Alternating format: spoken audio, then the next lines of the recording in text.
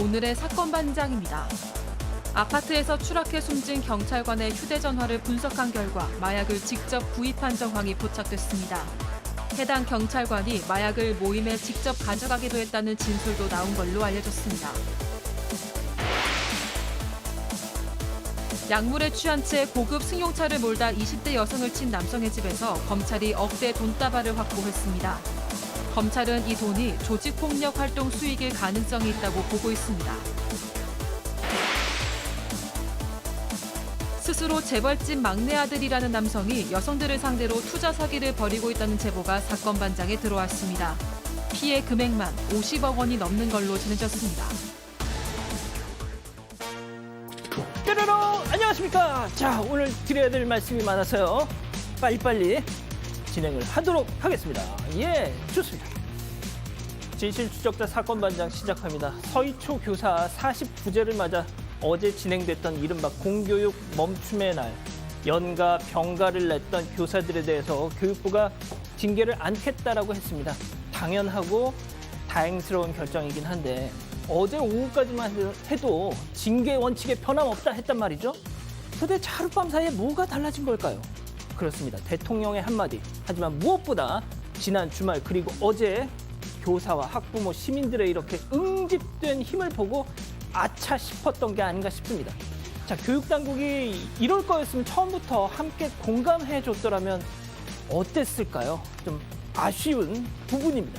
자, 오늘 출연자 소개해 올리죠. 자, 이자연 기자, 백성문 변호사, 오윤성 순천향대 교수, 양지열 변호사 나오셨습니다. 안녕하세요. 안녕하세요. 예. 자, 미리 예약을 해놔서 6시 반만 되면 채널이 JTBC로 딱 돌아가요 하신 정현숙님, 뾰로롱 하고 나올 때 저도 같이 뾰로롱 해요 하신 권은정님, 아르헨티나 부에노스아이레스에도 사반 가족 있어요 하신 제야 한국순교 성인 성당 한글교사 황승면님, 사반 보느라 내 사랑 김동희 산책 시간이 미뤄졌어요. 예, 강아지입니다 하신 김수정님, 캘리포니아 사는 이모 최병숙 여사가 사반팀에 피자 보내주고 싶다는데 어떻게 할까요 하신 이중효님, 아이고 마음만 받겠습니다. 예, 자, 제주시 우정로에 있는 횟집에서 포장했는데 수저 젓가락을 인당 500원씩 받아요. 초장도 따로 계산하고요. 아이고 좀 너무한 거 아닙니까 하신 최은맘님, 아, 좀 너무한 것 같아요. 자, 이승진님, 지영무님, 조은사님, 지소우님, 양산의 뿌야맘님 모두 사랑합니다. 자, 재미는 물론 의리로 함께하는 아세사바 뉴스의 육방. 예. 예, 어떻게 백 변호사님 목소리만 들렸어요? 아, 제 목소리 원래 큽니다. 아, 진짜.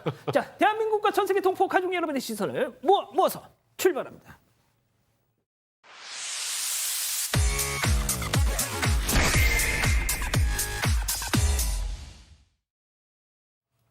첫 번째 가보죠. 이은혜 8억 못 받는답니다. 자, 계곡 살인 사건으로 무기징역 선고받고 지금 수감 중인 이은혜, 참 오랜만에 이 이름을 불러보는데, 자, 숨진 남편 명의의 생명보험금 8억 원 기억하시죠? 그것이 알고 싶다에 본인이 직접 제보를 해서 보험사가 이 돈을 안 줘요, 취재 좀 해주세요 했던 바로 그 돈, 결국 자승자박이 되게 했던 그 돈, 그거 내 돈이다 민사소송을 냈는데 오늘 결론이 나왔죠? 네, 청구 기각됐습니다. 이은혜는 앞서 남편 사망 직후에 남편 명의로 가입됐던 생명보험금 8억 원을 청구를 했습니다. 그런데 당시에 보험사가요, 보험 사기를 의심했습니다. 그래서 지급을 거절했고 이은혜가 보험사를 상대로 이번 소송을 제기했던 겁니다.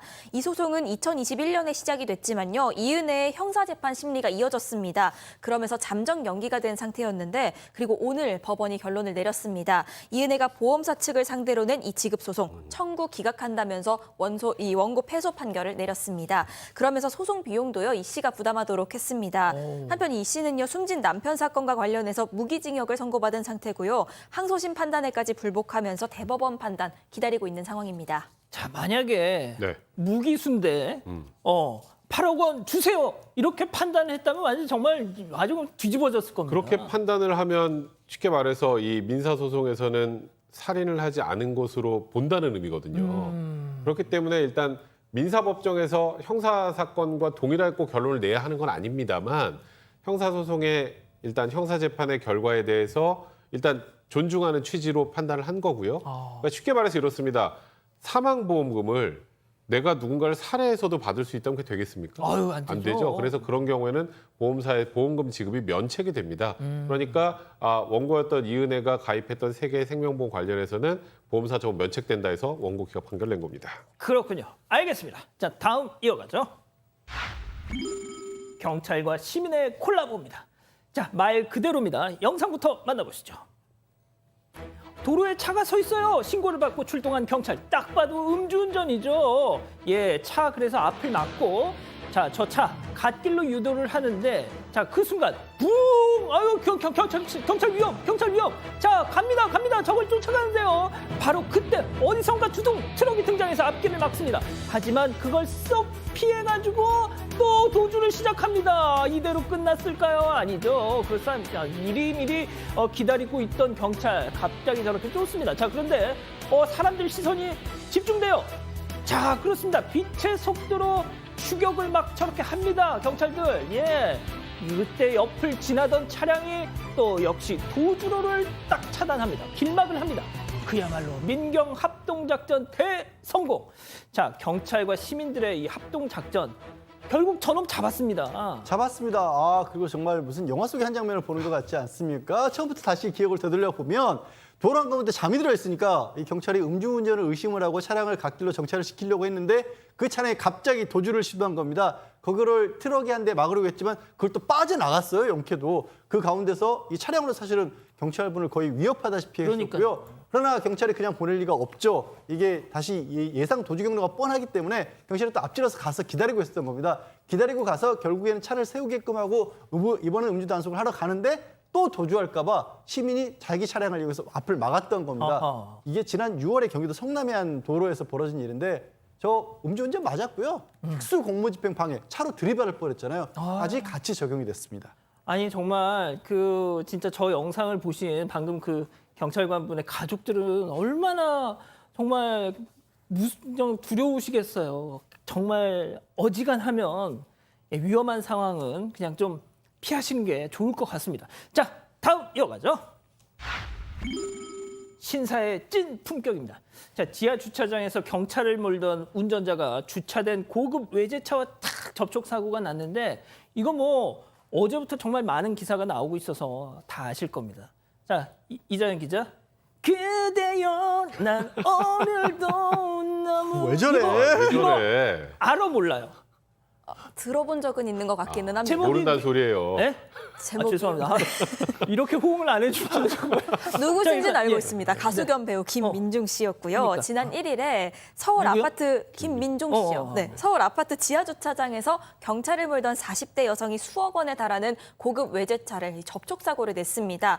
이 여성은 이렇게 설명을 했습니다. 이 주차장이 워낙 좁은데 여기저기를 돌다가 빈자리가 났길래 방지턱이 있을 줄 알고 밀었다. 그런데 쿵소리가 나서 보니까 고급 외제차를 들이받았더라. 이렇게 전했습니다. 바로 피해 차주에게 연락을 했고 이 차주가 제가 좀 살펴보겠습니다. 이렇게 답을 했다고 합니다. 그러면서 오히려 괜찮다, 연락해줘서 감사하다, 이 여성을 안심시켰다고 합니다. 그런데 이렇게 훈훈함을 베푼 차주, 가수 겸 배우 김민종 씨였던 겁니다.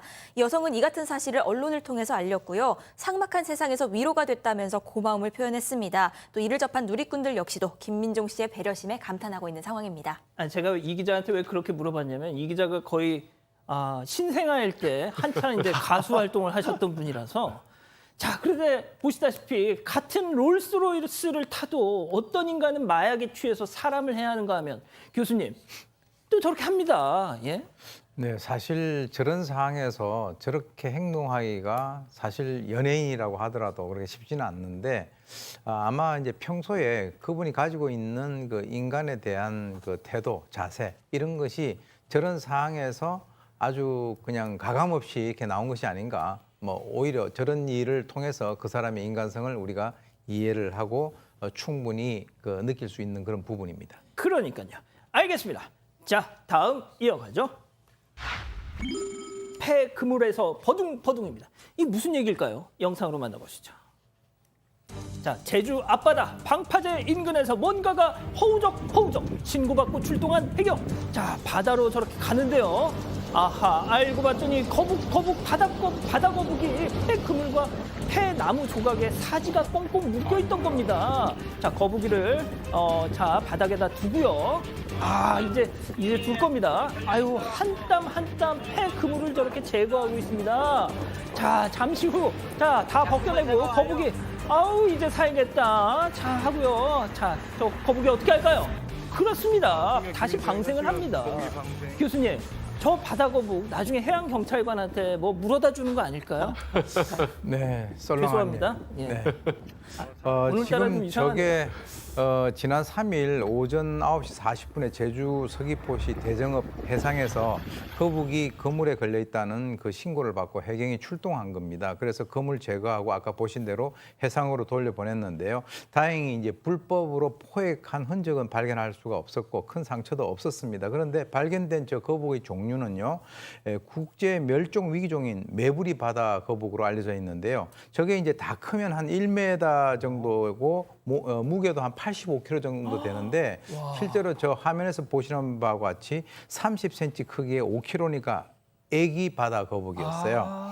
그런데 사실 지난 2년 동안 제주 해상에서 자초된 그 거북들이 한 60마리 정도가 되는데 그중에서 4분의 1 정도 되는 15마리가 폐의구, 즉 거물이라든가 비닐, 미세 플라스틱 이런 해양 쓰레기 때문에 그런 피해를 당한 것으로 그렇게 돼 있는데 이 생명을 갖다 위협하고 저런 이제 우리가 보호를 해야 될 멸종 그 위기종에 대해서 그 위기 시기를 갖다가 멸종 시기를 훨씬 더 앞당기는 그런 것을 우리가 버리는 그런 해양 쓰레기 때문에 그런 결과가 발생하고 있다라고 하는 것을 저런 사례를 통해서 우리가 느껴야 될 것으로 봅니다. 아무튼 정말 장한 일을 하셨습니다. 좋습니다. 다음 이어가죠. 누가 좀 말려줘요. 자, 사반 가족께서 제보해 주신 영상, 그것도 아주 충격적인 영상 만나보시죠. 자, 여긴 주유소입니다. 셀프 주유하는 저 남성. 자, 그런데 입에 뭔가가 있습니다. 그렇습니다. 바로 담배를, 자, 라이터를 불을 붙이고 있어요. 아저씨 지금 뭐 하는 거예요? 사장님이 와서 제지를 하니까, 예, 뭐야 하면서, 자, 일단 담배를 다른 데 가서 피는 듯 하면서 사장한테 다짜고짜 욕설을 투척합니다. 그러더니 다시 돌아와가지고요, 보란 듯이 꽁초를 바닥에다 툭 버리고 계속 주유를 합니다. 와, 진짜 저희가 저 사람 얼굴 진짜 공개를 할까 말까 막판까지 진짜 고민을 했는데, 자기 생명의 은인한테 욕을 해. 이건 멍청한 건 둘째치고, 예? 양 변호사님, 이거 어떻게, 아유, 진짜 말도 안 나오네. 진짜 저 사장님 정말 성격 좋으세요. 참고 넘어가기를. 그 사무실에 있다가 사장님이 저기 이제 지난달 31일 충남 천안에 한 주유소라는데 사무실에 있는데 밖에서 기름을 넣는 사람이 라이터로 담배에 불을 붙이는 걸 봤으니까 얼마나 놀랬겠어요. 아이고. 뛰쳐나와서 왜 그러냐고 담배 끄라고 나가서 피우라고 했는데 보신 것처럼 그랬더니 이제 뭐 신랑이라고 담배꽁초 바닥에 버리고 담배불 꺼졌길래 그나마 아유 됐다 더 신랑을 버리면 뭐하냐 해서 사무실로 들어왔는데 나중에 사무실까지 쫓아와서 욕설을 했다는 겁니다. 이런. 이 사장님이 본인이 개인적으로 화가 난 것도 화가 나고 이 남자 이대로 둬서는 안 되겠다 싶어서 경찰에도 문의를 하고 혹시 네. 이거 방화 미수일 같은 거 적용이 되냐 또 뭐 소방서 보건소까지 다 알아봤는데 예. 법적으로는 지금 딱히 제지 방법이 없다는 말씀을 들었다라는 거예요. 근데 이게 왜 그러냐면 예. 아니 저기서 담배 피우면 안 되는 걸 꼭 법으로까지 만들어야 돼요. 아니 그렇게 따지면 법으로 뭘 다 만들어야 돼. 그렇구나. 말도 안 되는 짓을 한 거잖아요, 진짜. 그러면 결국 지능 문제지 않습니까? 모르겠습니다. 하여튼 진짜 왜 저러고 사는 겁니까, 진짜.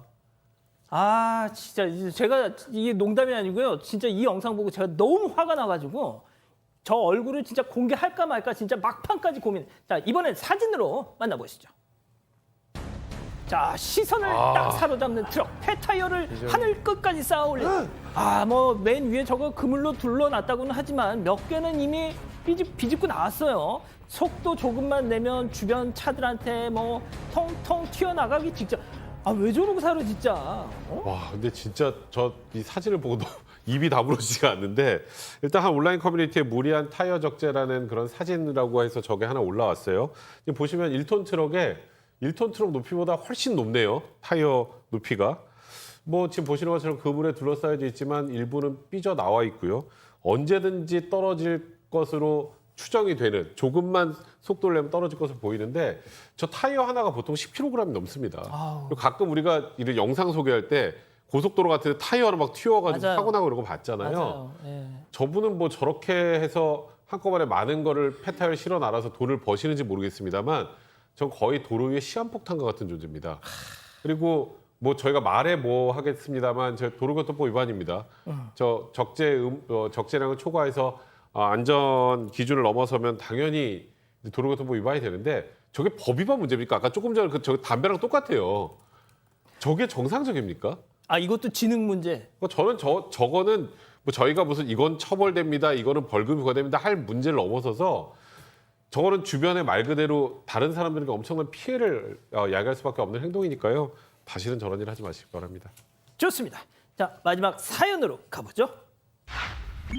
세탁 전 주머니 확인은 누가? 자, 오늘은 미국에 계신 사망 가족께서 우리 가족 여러분들의 집단 지성의 판단을 받아보고 싶으시다면서 보내주셨어요. 네, 세탁 전에 바지 주머니 확인은 누가 해야 하냐 이걸 두고 남편이랑 다퉜다는 사연입니다.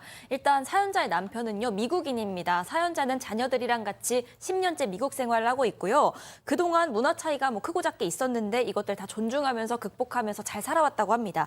그런데 맞지 않는 게 딱 하나 있다면 바로 세탁 문제였는데 이 남편이 세탁할 옷에 소지품 같은 거 있잖아요. 예를 들어서 뭐 신용카드라든지 명함, 무선 이어폰 이런 걸 안 빼고 그냥 빨래통에 넣는다는 겁니다. 심지어 얼마 전에는 그 차키도 주머니에 넣어둔 채로 빨래통에 넣어서 이걸 세탁하는 바람에 차키를 새로 발급받아야 했습니다. 그래서 이 사연자 아내가 왜 주머니에 물건을 넣어둔 상태로 빨래통에 넣냐 한마디를 했더니요. 남편이 그건 세탁기 돌리는 사람이 확인해야 하는 거다라고 맞서서 서로 의견이 굉장히 팽팽한 상황이라고 합니다. 아내는 그럼 세탁기 돌리는 사람이 일일이 다 손 넣어가면서 주머니까지 확인을 해야 하는 거냐? 이거 누구의 몫인 거냐라면서 사연을 보내주셨습니다. 그렇군요. 자, 기다리고 기다리셨던 푸처 핸즈업 타임 유튜브 JTBC 뉴스 채널과 사건반장 독립 채널에서 지금 7천여 분의 우리 가족 여러분들 함께하고 계신데요. 채팅창에 OX로 함께 참여해 보시죠. 먼저 남편입니다. honey, 당신 전업주부, full-time homemaker. 당신 세탁하는 사람이 체크해야지. 그건 나보고, no, unbelievable. 그건 Korean style. One more time. 당신 full-time homemaker. go to your job. 동그라미. 이거 혹시 제가 너무 발음이 좋았나요? 예. 다음은 아내입니다. 여보, 마이클, 이미 빨래통 안에 세탁물, 런드리 가득 쌓였는데 그걸 하나하나 다시 뒤지라고? 내가 마이클 진짜 뒤질래? 여기서 전업주부가 왜 나와? 옷 주인이 확인해야지. 이건 코리안 스타일 아니고 글로벌 스탠다드 X. 이거 진짜. 자, 양 변호사님. 네. 그 철없는 남편들은 한국이랑 미국이랑 똑같은 것 같습니다. 진짜. 더 이상 무슨 말이 필요하겠어요. Hey man, grow up. 예. 영어를 또 하시네요. 예. 며칠 전까지 캐나다에 머물다 오신 우리 교수님. 이게 자기 주머니 단돌이 책임의 원칙이라는 게 있어요. 그러니까 이제 그게 어떤 개념이냐면 적어도 1차적으로 지금 이분이 신용카드, 명함, 무선 이어폰, 차키까지 이렇게 했으면 그게 여러 번 지속된 거잖아요. 그러면 본인이 1차적으로 거기에 대한 책임을 져야지 세탁기 돌리는 사람이 그것을 확인해야 된다는 법은 없어요. 그러니까 제가 봤을 때는 이 미국인 남편의 한국인 아내 편을 제가 뭐 국적을 떠나서 들을 수밖에 없는 그런 상황이죠. 이 부인도 집안에서 아주 열심히 일을 하고 있는데 그건 도와주셔야 된다고 봅니다. 예. 혹시 이 우리 패널 남자분 세 분만 좀 클로즈업 해주실 수 있을까요? 예, 잡아주시죠. 자, 나도 저것 때문에 우리 와이프한테 욕 좀 먹은 적 있다. 손. 그러시군요. 전 자주 진짜. 뭐 돈이 들었었던 적도 있고. 그럼 저도 뭐 돈 다 이렇게 됐을 텐데. 네, 그래서 이제 그거는 당연히 제 책임이니까 제가 이걸 뭐라고 하는 게 아니라 예. 그 돈이 너무 아까웠던 적이 있는데 저는 요즘에는 안 그래요. 이제 몇 번 저도 이제 건망증 때문에 뭘 넣어놓고 그냥 빨래통에 넣었던 그 기억이 있어서 지금은 제가 알아서 일단 빨래통에 넣기 전에 주머니부터 확인하는 게 습관이 됐거든요.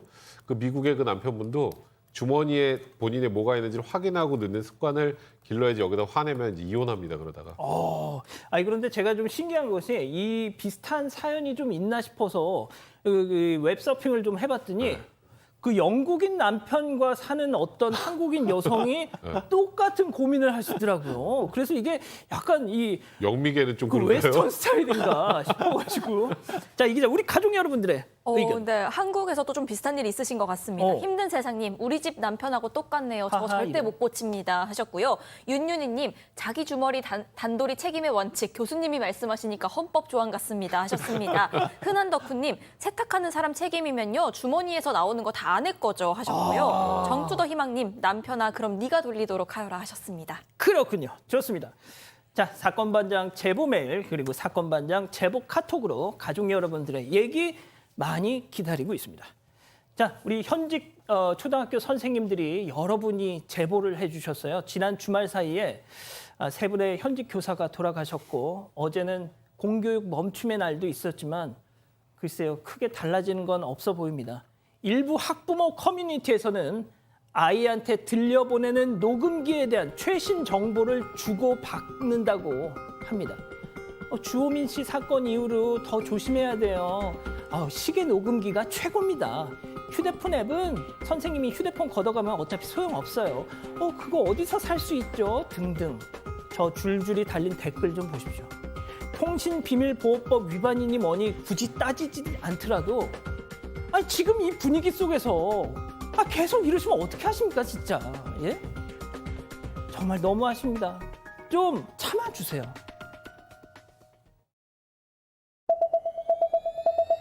왜 버텨? 이름부터 스트레스. 스트레스로 인한 피로는 풀고 활력은 채우고. 마셔봐. 마그랩이 답이다. 에드마이스 매일매일 간편하게 하루 한 팩 에드마이스 건강 성분 빠짐없이 하루 한 팩 에드마이스 이것저것 먹지 말고 에드마이스 오피스팩.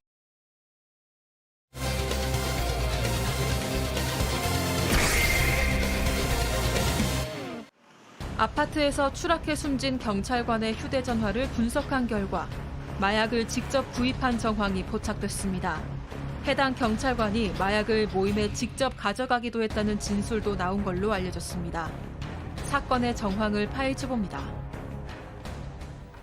숨진 경찰의 휴대전화에서 유의미한 단서가 나왔습니다. 체크포인트 짚어보죠. 캔디 사여가 어딜 봐서 유의미한 단서죠? 자, 휴대전화에서 캔디라는 단어가 나왔는데요. 이 캔디가요, 마약의 일종인 엑스터시를 의미하는 은어라고 합니다. 그러니까 은어까지 사용을 하면서 마약 구매 시도가 있었던 정황이 드러난 겁니다. 그러니까 마약을 직접 구입한 정황이고요. 휴대전화에서 케타민 등을 검색해본 기록도 드러났습니다. 구체적인 마약 확보 경위에 대해서는 수사가 이어지고 있는 상황입니다. 자, 그렇다면은 이 모임에서 실제 그 숨진 경찰관도 함께 그 마약을 이렇게 한 것이냐라는 추측이 가능한 상황이잖아요. 맞습니다. 일단은 저 숨진 경찰관 포함해서 16명이 그 아파트에 드나들었다라는 것까지는 어느 정도 확인이 됐고, 그다음에 마약 간이시약 검사에서 5명이 마약을 투약한 사실이 확인됐다까지는 보도가 좀 있었는데, 그러면 이 경찰관이 그냥 단순히 마약을 투약을 했는지, 아니면 투약도 하지 않고 현장에 있었는지, 아니면 마약도 공급했었는지 여러 가지 의문이 있는 상황 아니겠습니까? 그런데 일단 모임 참석자 중에 일부의 진술에 따르면 모임 참석자 가운데 마약을 이렇게 나눠준 사람들이 좀 있었는데 그중에 한 사람이 이 숨진 경찰관이었다라는 진술들이 나왔다는 겁니다. 일단은 뭐 정확하게 지금 이 중에 몇 명이 뭐 마약을 이곳에 공급하고 함께 투약했는지는 명확하게 지금 저희가 단언하기 어렵습니다만 일단 저 모임에 이 경찰관이 마약을 가져간 정황이 지금 서서히 드러나고 있는 그런 상황입니다. 교수님, 이 보도가 나오기 전까지만 해도 결국 이 사건의 어떻게 보면 활용 점정을 찍는 그 마지막 퍼즐이 결국 이 경찰이 어떤 역할을 했느냐였지 않습니까? 그렇습니다. 지금 이제 경찰 조사에 의하면 지금 그 숨진 경찰이 모임에 그 참여한 것은 적어도 올해 초부터 지속이 됐다. 그리고 이제 또 하나는 거의 주말마다 정기적으로 모임이 있었고 그 모임에 자주 참석한 것으로 파악이 됐다라고 하는 것을 봤을 때 적어도 이 모임에 이 경찰관이 마약 수사를 하기 위해서 잠입을 해서 수사를 하고 있지 않았다라고 하는 것은 확실하지 않습니까? 언더커버 뭐 이런 거 맞죠? 그렇죠. 영화 같은 데 보면. 그래서 지난번에 이제 윤희근 그 경찰청장이 마약과의 전쟁을 선포한 게 지난 4월인데 그렇게 따지면 올해 초부터 이 사람이 여기에 참여했다라고 하면 현직 경찰이 직접 마약을 구입을 하고 집단적으로 마약을 하는 그 모임에 참석했을 가능성이 높았다라고 하는 그런 의미로 우리가 받아들일 수 있는데 정말 현직 경찰관이 이 마약에 직접적인 연관성이 있다라고 하는 그런 그 가능성이 점점 높아지는 것에 대해서 당혹스럽습니다. 정말 영화에서나 보던 그런 상황이 지금 벌어지고 있는 건데 아까 교수님도 잠깐 말씀하셨지만 무슨 잠입수사? 강원경찰청 소속 경장이 휴가를 내고 서울의 용산에 와서 글쎄요 참 하지만 뭐가 됐든 속다는 않겠습니다. 아직까지는 하지만 결국 그 부검 결과가 나와야 되는 거잖아요. 그렇습니다. 이 모임 자체도 지금 아직까지는 좀 미스테리한 상황이에요. 모임 구성원들이 뭐 의사, 대기업 직원, 헬스 트레이너까지 15명 이상으로 돼 보이는데 그중에 이미 5명이 지금 마약 간이 검사 결과 양성으로 나왔거든요. 하지만 여전히 운동 동호회라고 주장을 하고 있기 때문에 이 사람들 나머지 또 검사 결과도 기다려봐야 되고 얘기한 것처럼 그 해당 경찰은 정말 마약을 했을까 지금 부검에 들어갔기 때문에 뭐 짧게는 일주일 길게는 2, 3주 가량 걸린다라고 하거든요. 모발 검사까지 다 할 경우에는 1년 전 투약 여부까지 알 수 있기 때문에 결국 이 결과가 나와 봐야지 확정적으로 무슨 얘기를 할 수 있을 것 같습니다. 자, 일단 그 숨진 경찰에 대해서 조금 더 집중을 해보겠습니다. 그 사고 당일 그 네. 현장에 있었던 사람들의 증언이 또 지금 전해지고 있는데 그 A 씨가 그 숨진 경찰이 이러하더라 했다 뭐 이런 증언이 나오고 있어요. 네, 맞습니다. 지금 그리고 이 경찰관의 죽음이 자살인지 타살인지에 대해서도 의문이 있는 상황 아니겠습니까? 현장에 있었던 사람의 진술에 따르면 일단 뭐 좋은 게 있다 그래가지고 연락을 받고 갔고 그리고 가보니까 마약이 깔려 있더라. 이런 진술을 했고요. 사건 당일 현장에서 주사기와 뭐 성분 알 수 없는 알약 같은 것도 많이 발견이 됐는데 이 숨진 경찰이 밤 한 10시쯤 왔다고 합니다. 10시쯤 와서 새벽쯤에 다른 사람들보다 훨씬 마약에 많이 취해 있었고 너무 취해서 방으로 데리고 들어갔는데 아무도 보지 못한 사이에 창문으로 추락을 했다. 이렇게 지금 진술을 거의 일관되게 하고 있다고 합니다. 참석자들이. 하지만 이게 또 사고가 난 이후에 전부 다 입을 맞췄을 가능성도 배제할 수 없죠. 그러니까 그렇죠. 경찰은 아직까지는 타살 혐의가 없다라고 단언하지 못하는 상황이고요. 일단 국가수에서 1차 부검한 결과에는 추락사의 경우에는 신체 손상이 너무 크기 때문에 이제 그 외 사망에 이르게 된 다른 외력이 있거나 이런 부분들 아직 정확하게 확인되지 않은 상황이고요. 다만 이제 이 숨진 경찰관이 스스로 뛰어내리는데 적극적으로 말리지 않았다면 다른 사람들에게 자살 방조죄가 적용이 될 수도 있습니다. 그러니까 본인들도 인지하지 못한 상태에서 극단적인 선택을 했다면 다른 사람들에게 책임을 묻기 어렵겠습니다만 전부 다 충분히 말릴 수 있는 상황에서 그걸 말리지 못했다면 자살 방조죄에 해당할 수 있는 여부도 있기 때문에 아직은 좀 수사가 계속 지속이 돼야 될 상황입니다.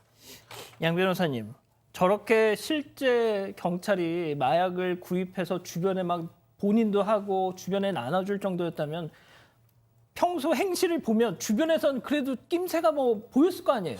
그러니까 그게 이상하다라는 거죠. 얘기하신 것처럼 우리가 마약을 한다라고 하면 그 사람이 뭔가 뭐 건강이 안 좋아 보일 수도 있고 뭐 영화에서 뭐 이렇게 주사 바른 자국이 나올 수도 있고 횡설수설하거나 그런 일들이 전혀 없었다라고 지금 경찰에서는 얘기를 하고 있어요. 심지어 주변 사람들하고 이렇게 관계도 원활했었고 사이도 좋았다라는 거고 지난 7월에 기동대로 이제 부서도 옮겼지만 거기서도 특별한 일, 뭐 상급자하고 관계도 무난했었고 동료들하고도 잘 지냈다라는 겁니다.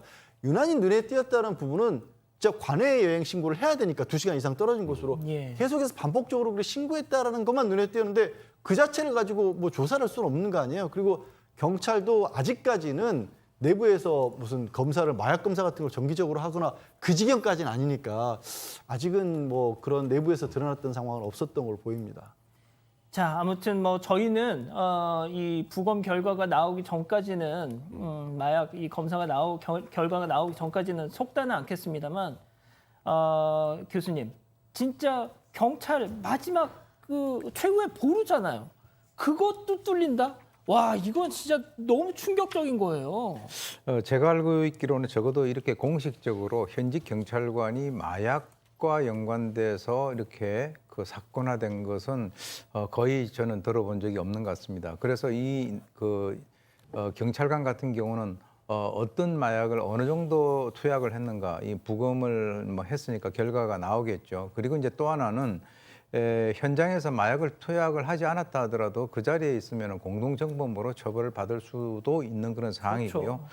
넓게는 이들 동호회에 누가 마약을 갖다가 공급을 했는가, 여기에서 나온 것이 코카인 투약이 확인이 됐기 때문에 지금 이제 그 직접적으로 그 국내에 코카인을 공급하는 조직에 대한 수사를 확대해서 이 사건을 하나의 어떤 그 계기로 삼아야 되지 않느냐. 지금 다시 말해서 현직 경찰관까지 그 개입이 돼 있는 그런 그 마약 사건, 이것이 이제 우리나라에 있어서의 마약에 있어서의 어떤 심각성을 한마디로 얘기해 주는 그런 사건이라고 봅니다.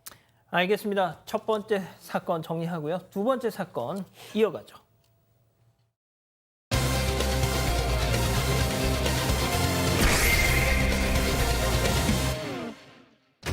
약물에 취한 채 고급 승용차를 몰다 20대 여성을 친 남성의 집에서 검찰이 억대 돈다발을 확보했습니다. 검찰은 이 돈이 조직폭력 활동 수익일 가능성이 있다고 보고 있습니다. 대체 어떻게 된 일인지 알아봅니다. 자, 앞서 뭐 가수 김민종 씨의 롤스로이스 이 미담도 전해드렸지만 신우준 이자의 롤스로이스 사건. 자, 주거지에서 억대 돈이 발견이 됐습니다. 네, 맞습니다. 이 운전자인 신우준 씨는 현재 구속 상태인데요. 그 상황에서 이 검찰이 자택 압수수색을 했습니다. 그런데 자택에서 억대의 돈다발이 발견이 됐습니다. 그 액수가 1억 원이 넘는 걸로 알려지고 있습니다. 그리고 검찰은 이 돈이요, 신 씨의 어떤 폭력 조직 활동 수익과 관련이 있는 걸로 보고 수사를 하고 있는 상황입니다. 신 씨가 몰았던 그 차가 7억 원대의 외제차입니다. 고급 외제차고요. 또 이 사건 이후에 이 선임한 변호사가 검찰 고위직 출신의 전관이었습니다. 이 때문에 일각에서는 20대인 신 씨가 이 돈이 어디서 났는가, 그 자금 출처가 의심스럽다, 이런 얘기가 나오고 있는 상황이었습니다. 자, 그럼 여기서 두 번째 사건 체크포인트 짚어보죠. MG 조폭의 검은 돈. 자, 신우준은 구속되기 직전에 한 유튜브 방송에 나와서 세간의 의심에 대해서 뭐 자기 얼굴을 다 공개하면서 이래저래 뭐 이 변명을 했었죠. 그 얘기 잠깐 듣고 가시죠. 근데 그게 키로수가 아마 6만 정도가 되어 있는 차량이고 연식이 18년씩 정도 나오는 거고, 친한 형님이 저한테 돈을 할부로 끊어줄 테니 타고 다녀라 라고 이제 이야기를 했던 차량이었던 거죠. 유튜브 채널 자체에서는 이제 거기서 연출이 필요하다고 이야기를 많이 해서.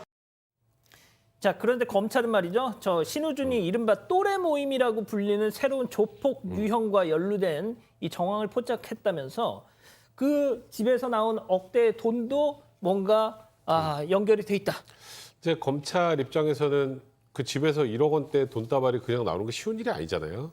그리고 지금 말씀하셨던 것처럼 이른바 새로운 유형의 조직폭력배라고 해야 할까요? 또래 모임과 연관이 있을지도 모른다는 의심을 가지고 지금 자금을 추적 중이라고 하는데, 우리가 보통 조폭하면 딱 생각나는 게 지역 중심이죠. 예. 어느 뭐 무슨 동네에 무슨 파 뭐 이런 식이었잖아요. 근데 최근에 이제 20대, 30대 조직폭력배들은 그렇게 지역을 중심으로 활동하는 게 아니라 그냥 소위 말하는 나이 비슷한 또래끼리 어울려 다니면서 함께 이런 활동을 한다고 해서 이른바 MZ 조폭이라고 불리기도 하는데, 신 씨가 유튜브 출연했을 때 이런 얘기가 있었습니다. 이거 해외 선물 리딩방 운영해서 막대한 돈 번 것 아니냐 이렇게 질문을 하니까 그거에 대해서 의혹도 전면 부인하고, 어떻게 이렇게 돈을 많이 벌었냐라고 유튜버가 질문을 하니까 나 돈 많이 번 적 없다 이렇게 말을 아꼈었는데, 그게 사실이 아닌 것 같은 이런 상황들이 자꾸 확인이 되고 있는 건데요. 그런데 이제 신 씨를 추적하고 있는 또 유튜버들은 신 씨가 뭐 강남에 MT5라는 신흥 범죄 단체를 조직해서 뭐 가상화폐 해외 거래소를 만들어서 뭐 텔레그램을 통해서 뭐 마약 상거래 뭐 결제 수단을 이용할 수 있게 만들었다. 그래서 막대한 그 자금을 벌어들였다. 이런 지금 의혹도 제기하고 있는 그런 상황입니다. 자, 신 씨에 대한 폭로를 이어가고 있는 한 유튜버, 뭐 저희가 뭐 과거에도 한번 소개해드렸던 그 사람입니다. 새로운 주장을 저희한테 들려줬는데요. 들어보시죠. 메타5라는 그런 코인 관련된 이제 투자 사기를 한 거죠. 네. 다 지들끼리 어렸을 때부터 알던 애들인데, 네. 이제 지들끼리 막 대포 통장 유통하고 마약 유통하고 막 그렇게 산 거죠, 이제. 얘네가 지금 마약 관련된 마약 유통한 정황을 제가 발견을 한 게 있거든요. 네. MT5 애들이 녹음본이 네. 있어서 얘네는 마약이 제일 커요, 솔직히 말을 하면. 왜냐면 마약으로 돈을 벌어서 사업 자금을 마련한 게 컸던 거기 때문에 필로폰도 있고요, 케타민도 있고 캔디라고 불리는 그런 마약도 있습니다. 자, 교수님, 캔디. 아까 사건 1에서 나왔던 그 캔디. 20대 젊은이가 롤스로이스 차량을 몰고 다니는 비결. 결국 진짜 뭐 어느 집 뭐 대기업 재벌의 뭐 자손이 아니고서는 결국 저런 거 아니겠습니까? 사실 뭐 대기업의 자손이라고 하더라도 제대로 된 아버지 같은 경우는 저 나이에 롤스로이스를 갖다가 몰도록 그렇게 허락을 하지 않겠죠. 예. 그런데 지금 이제 집에 1억 원을 보관을 하고 있었다라고 이제 하는데 통상 우리가 상식적으로 보통 서민들 같은 경우는요. 은행에서 이자를 갖다 0.1%만 더 준다 하더라도 여기 있는 것을 뽑아가지고 다른 데 옮기고 하는 그런 것이 이제 그 상식적이지 않습니까? 그런데 지금 1억 원이라고 하는 그 거금을 별다른 아무 조치 없이 그 안에다가 집에다가 보관을 하고 있다가 이번에 이제 적발이 됐는데 돈의 출처가 명확하다면 은행에다가 예금을 했겠죠. 그런데 이것은 그렇지 않다라고 하는 것은 뭔가 구린내가 나는 그런 그 돈의 출처가 불명확한 불법 재산일 가능성이 매우 높다라고 보입니다. 아까 백 변호사님이 잠깐 말씀하셨는데 양 변호사님, 요즘 조폭들은 옛날 조폭과 이 벽을 치고 막 영역 다툼을 하던 그런 조폭들과 진짜 좀 유형이 달라진 것 같아요. 그러니까 일단 뭐 이게 MG가 어디까지 쓰이는지 모르겠는데 MG 조폭이라는 거예요. 뭐 20대, 30대를 주축으로 했고 그다음에 모임도 아까 백 변호사 얘기한 것처럼 어느 특정 지역이 아니라 온라인을 중심으로 이렇게 교류를 하고 있으면서 온라인상의 뭐 문신 사진 같은 거 위력을 과시하는 행동을 하고 또 자기들끼리 예전에는 뭐 이 영화 같은 데 보면 많이 나오잖아요. 유흥업소 영업권 둘러싸고 위계질서 딱 있어서 위에 두목 있고 뭐 행동대장 있고 근데 이런 식으로 있다가 말씀드린 것처럼 영화에 어떤 일이 벌어지죠? 마동석 같은 경찰에 들어가서 한 방에 다 해체시켜 버리잖아요. 그러니까 그런 식의 구성을 아예 안 한다는 겁니다. 필요에 따라서 모였다 헤어지기도 하고 온라인에서 교류하고 또 무슨 뭐 술거래 이런 게 아니라 마약이라든가 보이스피싱 아니면 주식 사기 이런 지능형 범죄하고 연결이 돼 있어서 이것도 이 대처하는 방법 자체도 새로워져야 될 것으로 보입니다. 자, 지금부터 조금 얘기 말씀드려야 될 게 조금 주목을 해주세요. 방금 이 신우준의 집에서 1억 원 돈다발이 나왔다. 압수수색, 그거 검찰이 했습니다. 자, 경찰 압수수색, 심지어 휴대폰 압수수색도 안 했다는 게 밝혀졌어요. 사실 체포 당시부터 현행범 체포 당시부터 논란이 많았죠. 구속영장도 청구하지 않았는데 그때 일단 간이검사에서 뭐 양손까지 나온 사람을 그냥 석방해 준 것만으로 논란이 됐었는데 그 이후에 결국은 구속영장 청구해서 영장이 발부가 됐죠. 보통 이쯤 되면 뭐가 나올까요? 휴대폰은 이미 압수수색을 하고 주거지도 압수수색이 진행되는 게 일반적인데 이제 검찰이 이제 송치를 받고 기록을 보는데 있을 게 없는 거예요. 이게 뭐지? 보니까 휴대전화 증거 같은 걸 누락한 걸 확인하고 급히 압수수색 영장 청구해서 21일 날 주거지를 수색을 해서 사건 당시 사용했던 휴대전화를 확보한 겁니다. 그러니까 사건 당일 현행범 체포 당시로부터 19일이 지나서 또 신병 확보 후에 열흘이 지나서야 뒤늦게 지금 뭐 휴대전화 같은 기본적인 증거를 확보하기 위해서 압수수색을 나선 겁니다. 양 변호사님, 이 정도면 서울 강남선은 좀 문제 있는 거 아니에요? 그러게요. 아무리 생각해도 최근에는 그때 당시 이제 교통사고였기 때문에 그리고 그 강남서에서 입장을 발표했던 게 약물 반응에 대해서는 의사가 보증을 해줬기 때문에 풀어줄 수밖에 없었다라고 하지만 증거가 좀 더 심각한 증거들이 있을 수 있다. 그 가능성이 너무 소홀했던 게 아닌가 싶습니다. 그래서 실제로 휴대전화 막상 검찰에서 포렌식을 해봤지만 약물 관련 증거는 다 없었다라는 거고요. 경찰 측에서는 당시에 교통사고였기 때문에 주거지 압수수색까지는 필요하지를 몰랐다라고 하는데 그래도 결국에는 좀 결과적으로 봤을 때 소홀했다. 이건 뭐 변명의 여지가 없어 보입니다. 알겠습니다. 자, 일단 두 번째 사건은 이 정도로 좀 정리를 하고 넘어가겠습니다. 자, 세 번째 사건 이어가죠.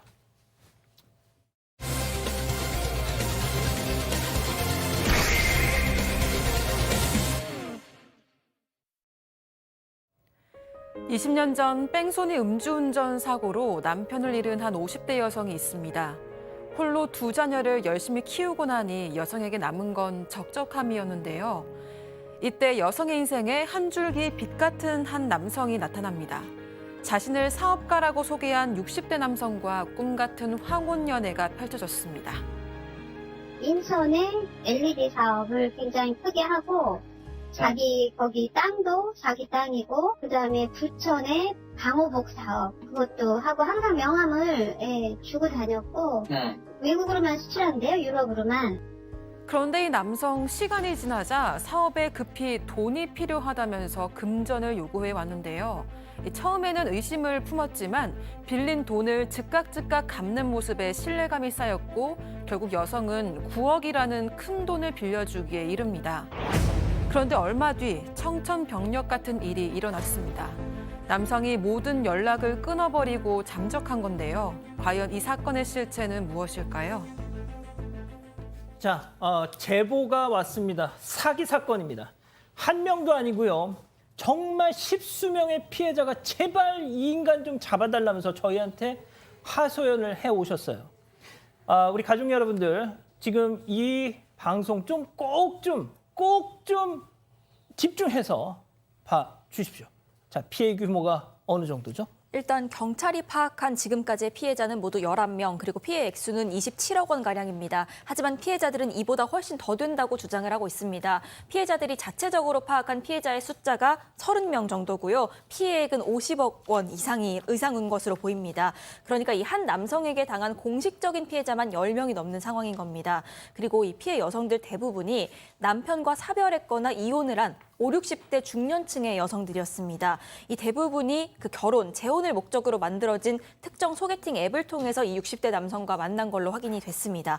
그러니까 인생에서 아픔을 갓 겪은 새로운 배우자를 만나고 싶어하는 그런 여성들만 콕콕 집어서 사기를 쳤다. 이런 상황이라고 보시면 될 것 같습니다. 자, 저희가 일단 얼굴을 공개할까 말까. 아니 뭐 얼굴을 알아야 제보를 하고 잡을 거 아니냐 이렇게 말씀을 하실 것 같아서 저희도 고민을 했는데요. 일단 이름 민병무입니다. 이름은 공개하겠습니다. 자, 그리고 얼굴 사진도요. 보시면 아시겠지만 정말 최소화했습니다. 가리는 부분을. 눈만 가렸습니다. 자, 대강 이 정도라면 아실 겁니다. 이자는 지금 잠적한 상태입니다. 자, 이런 말을 하면서 피해자들을 속였습니다. 체크포인트 짚어보죠. 자칭 재벌집 막내 아들, 이거 송중기. 저도 송중기인 줄 알았는데요. 예. 어떤 재벌집이냐? 혜태제과의 창업자의 막내 아들이라고 속인 겁니다. 일단 그 혜태제과가 총 4명의 공동 창업을 했는데 이 중에 민우식 회장을 거론한, 그러니까 민우식 회장하고 성이 같잖아요. 그러니까 거기에 지금 막내 아들이다라고 거짓말을 한 건데, 이제 사람들 만날 때마다, 이 여성들 만날 때마다 뭐 창업자의 막내 아들이고, 그리고 나는 혜택 과거의 계열사의 임원이었고, 그리고 또 유명 코인 거래소의 초기 투자자였고, 그리고 또 만나는 여성들에게마다 사업 얘기는 다 다릅니다. 어떤 사람한테는 필리핀에서 무슨 사업을 한다 그랬다가, 아까 우리 녹취록에서 좀 들었던 것처럼 뭐 LED 사업을 한다, 방호복 사업을 한다, 만나는 여성에게마다 사업 내용이 다 바뀌기도 했습니다. 자, 내가 재벌집 막내 아들이야 하면은 그걸 누가 믿겠어라고 하실 수도 있는데, 사기꾼들이 이게 보통 이게 능력입니까? 정말 치밀했습니다. 자, 피해자분의 얘기 직접 들어보시죠. 근데 이제 자기가 부도난 혜태 있잖아요. 거기 막내 아들이라고 그랬어요. 전부 다들 그렇게. 창업자 막내 아들이요? 네네. 혜택그룹의 막내 아들. 네. 의심이 전혀 안 갔던 것도 자기 그 민병무의 그 형, 누나 그렇게 다 거기 일가 얘기를 다 하고 했으니까 저희가 다 믿은 거고. 형하고 누나는 누구라고 얘기를 하던가요? 그 민 언급하던가요? 네네네. 네, 그 형이고 그리고 누나도 뭐 통화하고 이러는 거 이제 옆에 이제 나중에 알고 보니까 거기 이제 같은 조력자들이 옆에서 다 대꾸해주고 한 것 같아요. 혼자 된 여성만을 집중적으로 공략했습니다.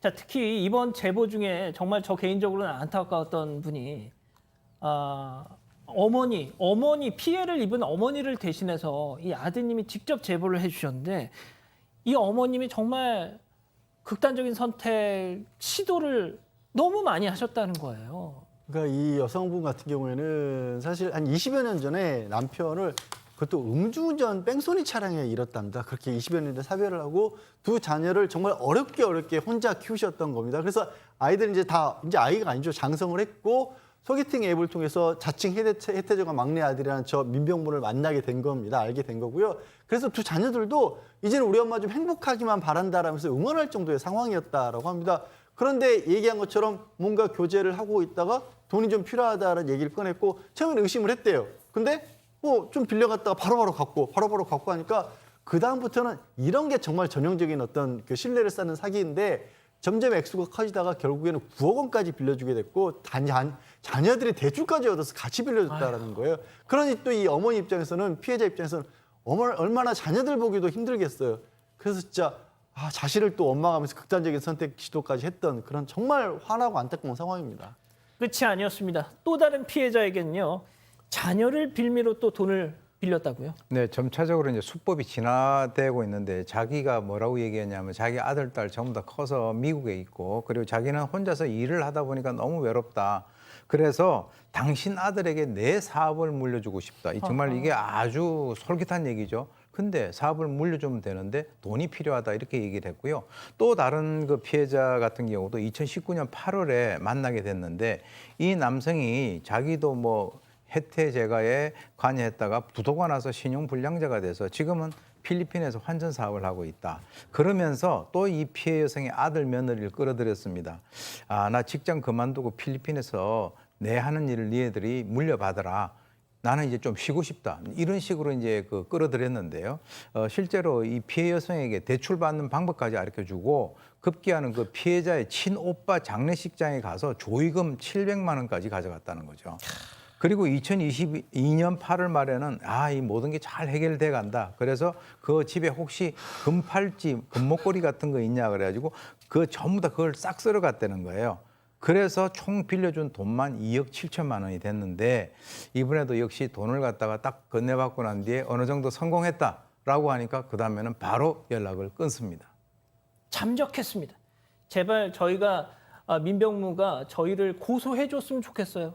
예, 그렇게 해서라도 좀 신분을 드러내줬으면 좋겠습니다. 자, 물론 피해자들 역시도 중간중간 의심을 하셨죠.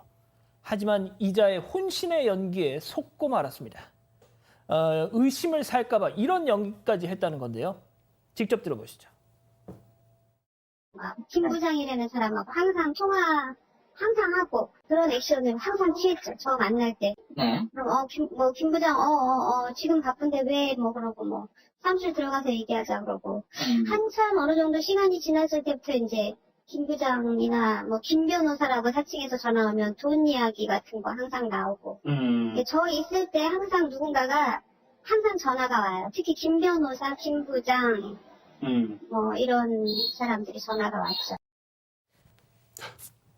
김 부장, 그래, 김 변호사, 그거 처리했어, 이런 거예요, 그러니까. 맞습니다. 김 부장 당연히 한통속이었고요. 사기꾼들이었습니다. 그런데 이 피해자들이 연기에 속을 수밖에 없는 점들이 있었다고 얘기를 합니다.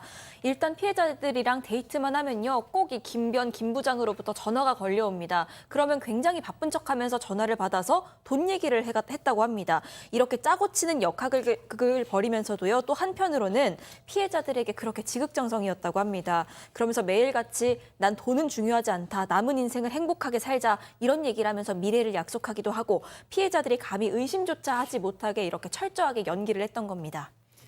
자, 전과 6범의 사기꾼이었습니다. 자, 그런데 본인이 사기를 당한 걸 알게 되는 그 과정도 피해자들 정말 얘기 들어보니까 기가 막히더라고요. 네, 그렇습니다. 이게 민병무라는 인간이 동시다발적으로 여러 피해 여성들에게 이렇게 여러 차례 양다리를 걸치면서 피해를 입혀오고 2022년 8월 말을 데드라인으로 해서 모두 연락을 끊고 잠적을 합니다. 그럼 연락을 끊고 잠적할 때 전화번호를 바꾸죠.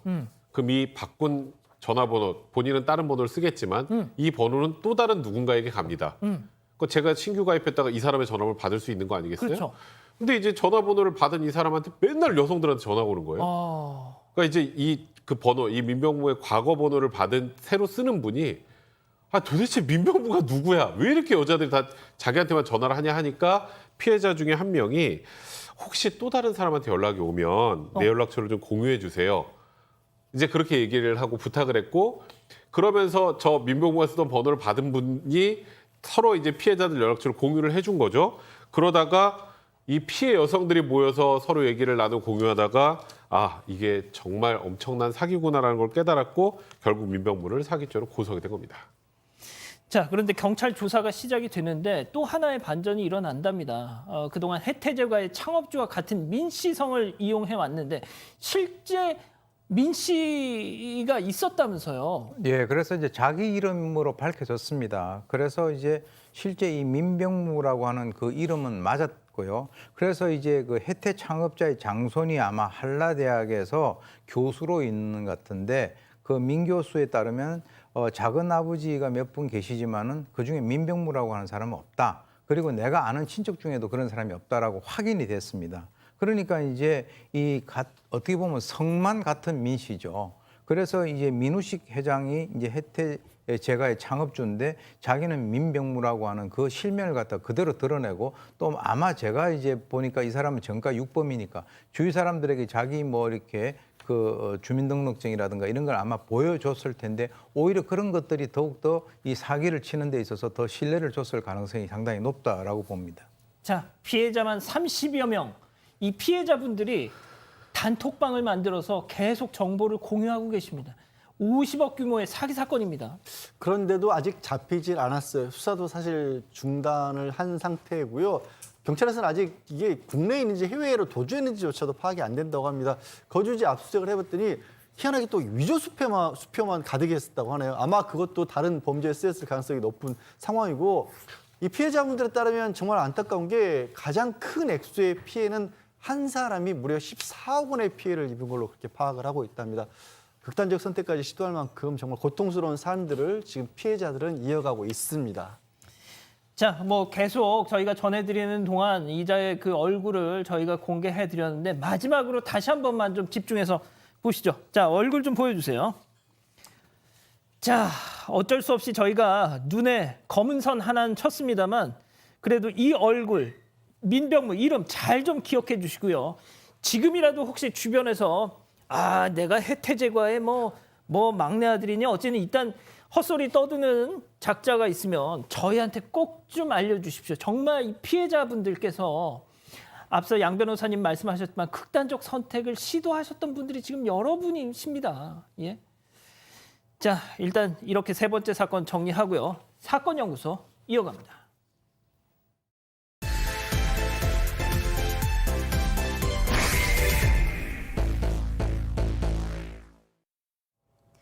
(2014년 12월 29일) 밤 강원도 양양의 한 외진 마을에서 불길이 치솟습니다. 2층짜리 주택인데 어머니와 세 남매가 살고 있던 곳입니다.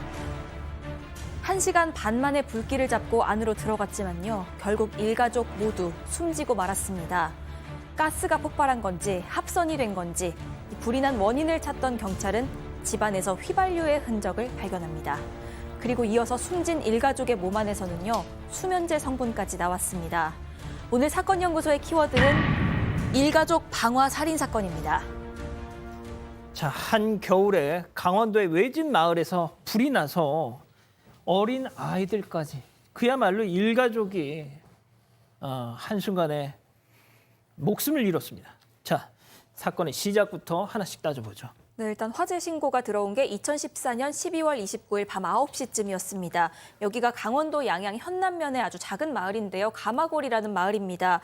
여기가 양양인데 바닷가에서는 좀 떨어진 곳이고 10가구 정도만 살고 있는 상당히 외진 곳이었습니다. 불이 난 곳은 지금 화면이 나가고 있는 2층 주택입니다. 1층에는 다른 세입자가 살고 있었는데 이날은 집에 없었기 때문에 피해를 면했고 2층에 이 일가족이 살았습니다. 39살 엄마 그리고 3남매였는데 아이들이 13살 큰아들, 9살 딸, 6살 작은아들 이렇게 모두 어린아이들이었습니다. 아휴. 불은 1시간 반이 좀 안 돼서 진화가 됐지만요. 아이들은 이미 모두 숨진 상태였고 엄마 역시도 병원으로 옮겨졌지만 숨졌습니다. 자, 밤 9시면 자고 있을 시간은 아닌데요. 그렇죠. 사실 한밤중도 아니잖아요. 근데 일단은 처음에는 가스 누출이나 전기 누전 등의 사고로 추정을 했습니다. 왜냐하면 이웃 주민이 뭔가 펑 하고 터지는 소리를 들은 것 같다 이렇게 진술을 했기 때문인데요. 여기에 더해서 2층 창문이 통째로 날아갔습니다. 통째로 날아가서 마당에 떨어져 있었으니까 이거는 가스 누출로 폭발이 일어난 것이다라고 추정이 됐던 거죠. 그런데 아까 이 마을을 좀 외진 곳이라고 그랬잖아요. 10가구 정도밖에 없다고. 예. 여기 도시가스가 안 들어옵니다. 그럼 가스 폭발이 있으려면 LPG 가스통 쓰면 LPG 가스 거기서 뭔가 뭐 가스가 누출되고 이게 폭발이 돼야 되는데 그렇죠. LPG 가스통은 멀쩡합니다. 폭발한 적이 없었어요. 그렇다고 누전이나 합선이라고 하기에는 또 이런 관련 흔적도 전혀 없었던 굉장히 미스테리한 상황이었습니다. 방화입니까? 방화를 의심할 수밖에 없는 여러 가지 지금 현상들이 이 현장에 남아 있었습니다. 첫 번째로는 일단 일반적인 화재 같은 경우는 안에 있던 사람들이 이곳저곳으로 대피를 하려고 해서 주로 뭐 화장실이나 현관문 이쪽으로 몰려있기 마련인데 그렇지가 않았고요. 아하. 지금 그림에서 보시는 것처럼 딸하고 엄마 그리고 두 아들들이 각각 다 뿔뿔이 있었던 겁니다. 극단적 선택을 시도했을 가능성도 낮아 보이고요. 결정적으로 부검을 해보니까 4명 모두 수면제 성분이 검출이 됐습니다. 자, 이제 경찰 입장에서는 현장을 다시 한번 둘러봐야 될 상황이었고요. 현장 검식 결과 집안 곳곳에서 휘발유 흔적이 발견이 됐죠. 타살 가능성이 아무래도 높았습니다. 자, 일단 저 일가족 중에서 한 사람이 없습니다. 바로 아빠입니다. 통상 이제 저런 사건이 발생이 되면은 가족 중에서 생존한 한 사람에 대해서 어떤 그 혐의점이 집중하는 것이 이제 수사의 원칙인데 사실 저 여성 같은 경우는 남편과 별거 생활을 하고 있었고요. 이 남편 같은 경우는 강원도 강릉에 머물고 있었다라고 합니다. 그래서 수사 초기에 경찰은 이제 남편에 대해서 주목을 하면서 알리바이를 갖다가 확인할 필요가 있는데 실제 이날 아이들을 만나기 위해서 이 남편이 자신의 동생과 함께 양양에 오긴 했는데 불나기 한참 전인 오후 2시에 도착을 해가지고 아이들하고 같이 장을 보고 오후 4시 반쯤 집을 떠났다는 거예요. 그래서 이 불이 발생됐을 사건 당시에는 이미 강릉에 돌아가 있었던 그런 상태였는데 이 행적이 전부 다 CCTV에 다 찍혔기 때문에 이 남편은 용의선상에서 벗어날 수 있었습니다. 자, 그러면 목격자는 없었습니까? 일단 가장 먼저 이 경찰이 의심하고 확인한 게 최초 신고자인 이웃이었습니다. 하지만 별다른 혐의점도 없었고요. 알리바이도 금방 드러났습니다. 그런데 이웃들 중에서 이 사람을 제외하고 가장 눈에 띄는 한 인물이 있었습니다. 바로 40대 초반의 여성 이모 씨라는 사람이었는데 그 불이 났을 당시에요. 불길을 막 잡고 있는 소방 옆으로 와서 울고불고 오열을 하면서 저 안에 사람이 있다고 소리치기도 했고요. 내가 구하러 가겠다면서 뛰어들려고 해서 소방이 뜯어 말렸다는 겁니다. 이 숨진 아이들 엄마와는 학부모 모임에서 만난 사이였습니다. 평소에 언니 동생과는 굉장히 가까운 사이였다고 합니다.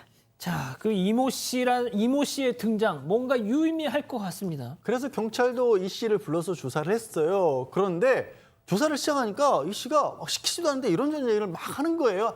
그 집이 경제적으로 굉장히 형편이 안 좋았고 나한테서 돈 1,400원 빌려가는데 못 갚고 있었고 뭐 남편하고도 사이가 안 좋았고 심지어는 애들 엄마가 뭐 휘발유를 어디서 구해야 되는지 다 자기한테도 물어봤다. 이거 뭐 경찰이 물어보지도 않은 얘기를 자꾸 한단 말이에요. 게다가 아까 이렇게 뭐 구조하려고 뛰어들어가려고 했었는데 본인이 5번이나 시도를 했다라는 얘기를 해요. 그래서 소방대원들한테 그 좀 이 씨가 이렇게까지 얘기하는데 그게 맞아요라고 물어보니까 소방대원분들의 기억이 그렇게 5번씩이나 구조하려고 했던 것 같지는 않고 이게 이상했던 게 울고불고 하긴 하는데 슬픈 기색이 안 보이더라는 겁니다. 하하. 그래서 기억을 뚜렷이 하고 있다는 얘기를 소방대원이 얘기를 합니다. 자, 이 정도 들으면 말이죠. 워낙 정말 그 노련한 경찰 형사분들은 딱 감이 올 거 아니에요. 네, 그런데 이제 결정적으로 증거까지 나왔습니다. 현관 신발장에서 증거가 하나 나왔는데요. 이게 이 씨의 말을 정면으로 반박을 합니다.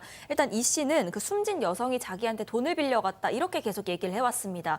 그런데 신발증에서 차용증 한 장이 나왔는데 이 씨가 말한 내용이랑은 정반대였습니다. 오히려 숨진 여성이 이 씨에게 1,880만 원을 빌려준다는 내용이었습니다.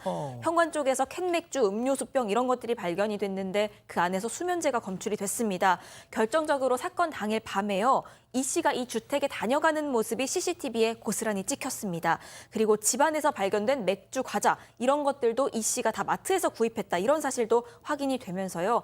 친한 이웃이었던 이 씨가 이 일가족을 살해한 범인으로 드러나게 됩니다. 안에 사람이 있어요 하면서 막 별로 슬프지도 않게 울부짖었던 이 씨. 일가족 4명의 목숨을 앗아간 방화범이었습니다. 당시 모습 보고 오시죠. 왜 그러셨어요? 왜 그러셨어요?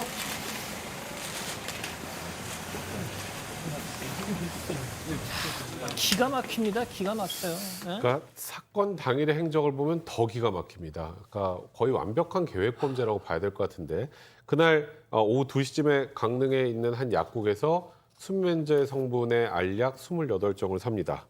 그리고 3시 40분쯤에 주문진의 마트에 들려서 음료수 4병, 맥주, 과자 이런 걸 사고 그리고 인근 주유소에서 휘발유를 1.8리터를 삽니다. 지금 다 영상으로 나오고 있는데요. 예. 그리고 밤 8시쯤 피해자한테 전화를 겁니다. 그리고 만나자고 하고 지금 산 것들을 다 들고 찾아갑니다. 뭐 아이들 엄마한테는 맥주에 수면제를 타서 먹이고 아이들에게는 영양제니까 음료수랑 먹어 이러면서 수면제를 타서 전부 잠들게 합니다. 9시가 넘어서 모두 잠들고 나니까 미리 준비해간 휘발유를 뿌리고 불을 지른 겁니다. 그리고 아까 저희가 뭐 좀 기가 막혀 했던 것처럼 불을 나자마자 본인의 차로 현장을 벗어나서 7분 거리 파출소 근처에 대기하고 있습니다. 그러다 이제 좀 이따가 소방차가 오잖아요. 그러니까 그때서야 그 뒤를 따라가서 화재 현장에서 안에 사람이 있다 오열하면서 난리를 쳤던 겁니다. 설마 돈 빌려간 거 안 갚으려고 저런 거예요?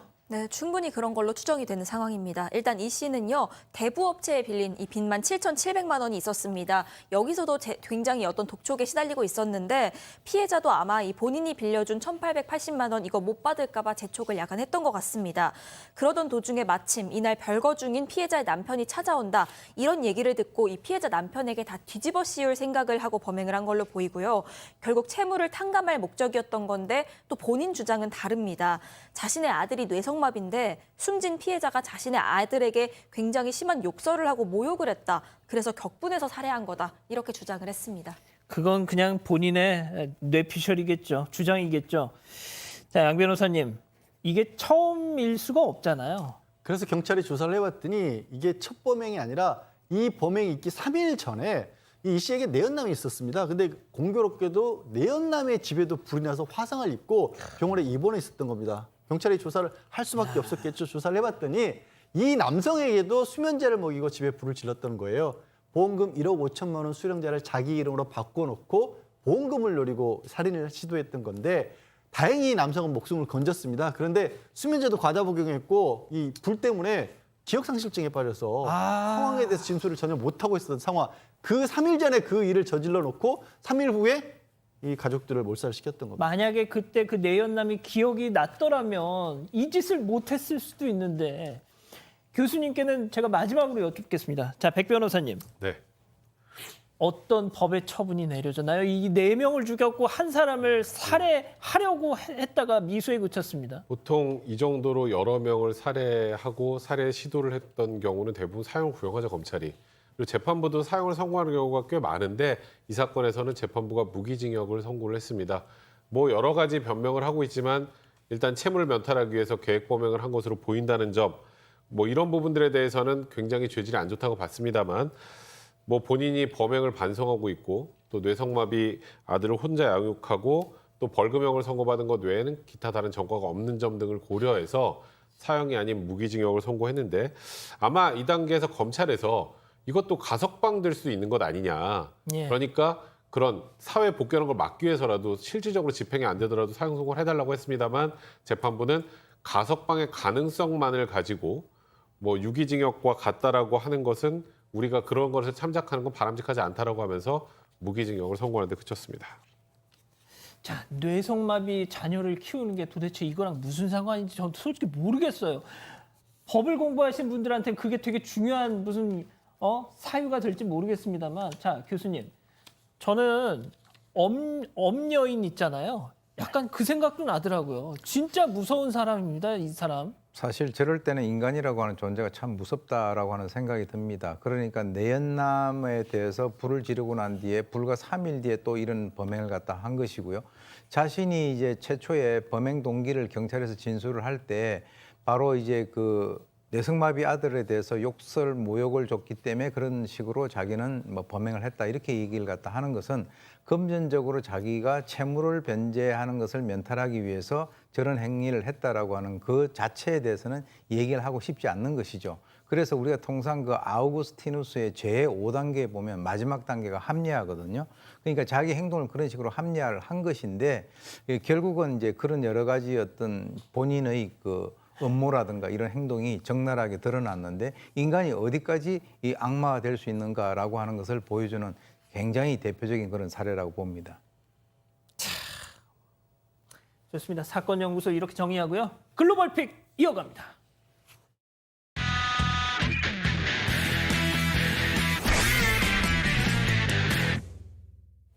자, 첫 번째 미국으로 가보시죠. 인도에 있는 한 여성이 바로 앞 건물 창문을 보고 놀라서 다가갑니다. 그리고 그 창문에는요, 한 노인이 몸을 반쯤 내놓고 고통스러워하고 있습니다. 그런데 이 노인 몸이 몇 번 들썩이더니 그대로 밖으로 떨어져 버리고 말았습니다. 이거 뭐예요, 이거? 얼굴로 떨어져 버린 이 노인, 곧 아흔을 앞둔 고령의 할머니였습니다. 얼굴은 피투성이가 됐고요. 떨어진 충격 때문에 몸도 제대로 가누지 못하는 모습입니다. 도대체 무슨 일인지 저 당시 목격자의 이야기로 들어보시죠. I came outside and I ran out and I saw her neck and side mutilated. So I told her, wait for me, I'm going to go get pressing to put on your wounds. And before I had a chance to get a few feet away, her son was pushing his grandmother directly out of the window. 네, 할머니를 이렇게 만든 장본인 바로 손자였습니다. 그리고 인도에 있던 여성은요, 바로 이 할머니의 딸이었던 겁니다. 몇 분 전에 30대인 손자가 먼저 자신의 엄마를 흉기로 공격을 했습니다. 이 엄마가 집 밖으로 뛰쳐나와서 경찰을 기다리고 있었던 상황인데 그 사이에 손자는 홀로 남은 할머니마저 위협을 했던 겁니다. 이 할머니가 도움을 요청하려고 창문을 열었는데 손자가 밖으로 밀쳐버렸던 겁니다. 와, 이거 지금 뭐야, 이게. 네, 경찰이 재빨리 현장에 도착을 했고요. 할머니와 딸 모두 병원으로 이송이 됐습니다. 다행히 현재는 안정적인 상태라고 합니다. 현장에서 체포된 손자도요, 가슴에 자상이 있어서 일단 병원으로 옮겨졌고요. 폭행 혐의로 기소가 됐다고 합니다. 경찰은 손자가 왜 이런 일을 벌였는지 조사하고 있습니다. 끔찍하네요. 다음은 중국으로 가보시죠. 네, 식탁에 맛있는 요리들이 한가득 차려져 있습니다. 그런데 중간에 있는 메인 요리 안에 음식 재료라고 보기 어려운 물체가 떡하니 있습니다. 지느러미? 생선 조림 사이에 있는데 저기 생선처럼 보이시나요? 바로 신발 깔창입니다. 음식에서 볼 거라고는 상상도 못한 물건입니다. 심지어 그냥 새 것도 아니고 사용감도 좀 있어 보이는데요. 음식에 나오는 부품 기대에 생선 조림을 한술 뜨려는데 신발 깔창에 나오니 얼마나 황당하고 기분이 나빴겠습니까? 자, 당사자 이야기 한번 들어보시죠. 鱼端上来之后吧，放那儿一看就是个鞋垫子。调查完了之后，老板就解释说，这个是在炖鱼的时候，厨师不小心把挂在上面的那个鞋垫碰掉了，掉锅里了，没发现。但是这个解释我觉得也挺牵强。 네, 이 여성은 친구와 맛있는 식사를 하려다 이런 일을 겪고는 도저히 먹을 수가 없어 식당을 나왔다고 합니다. 다행히도 식당 주인도 돈을 받지는 않았다고 하네요. 그럼 받을 생각이었어요? 와, 너무 사용감이 많이 있는 깔창이. 예, 다시 미국으로 가보시죠. 네, 한 보석 가게 문 앞에서 싸움이 벌어졌습니다. 자, 세 남성이 한 남성을 손으로, 발로, 그리고 막대기로 마구 공격하고 오늘 있는데요. 왜 이래? 네, 막고 있던 남성 결국 가게 문을 열고 탈출을 시도합니다. 하지만 가게 안 남성들, 남성 옷까지 훌렁 벗겨버리고 네, 끝까지 쫓아갑니다. 이건 또 뭐예요, 이거? 네, 이 공격은 이유가 좀 있습니다. 바로 저 도망가는 남성, 강도였습니다. 몇 분 전 아까 그 남성이 터벅터벅 걸어오더니 보석 가게 앞에 앉아있는 주인의 얼굴에 맵디 매운 캡사이신 스프레이를 뿌립니다. 그리고 가게 안으로 들어가 망치로 진열대를 마구 부수며 안에 있는 보석들을 쓸어 담았는데 잘 때렸어요. 네, 그런데 가게 직원들이 당하고만 있지 않았던 겁니다. 얼굴에 캡사이신을 맞고도 주인은 강도에게 달려들었습니다. 또 이를 보고 있던 주인의 아들과 삼촌도 합세해 간교에 나섰습니다. 그리고 끝내 우리 처음 보던 영상이네요. 이 강도는 뭐 하나 건지지도 못하고 상의 탈의만 당한 채 쫓겨났던 겁니다. 네, 속이 시원하시죠? 팬티, 예. 네, 캡사이신도 이겨낸 한 가족의 반격으로 다행히 물건들을 지켜냈습니다. 하지만 지금 보시는 것처럼 이 쑥대밭이 된 매장의 재산 피해는 피할 수 없었다고 합니다. 그렇군요. 자, 다음은 주인공 동물 미국으로 또 가보시죠.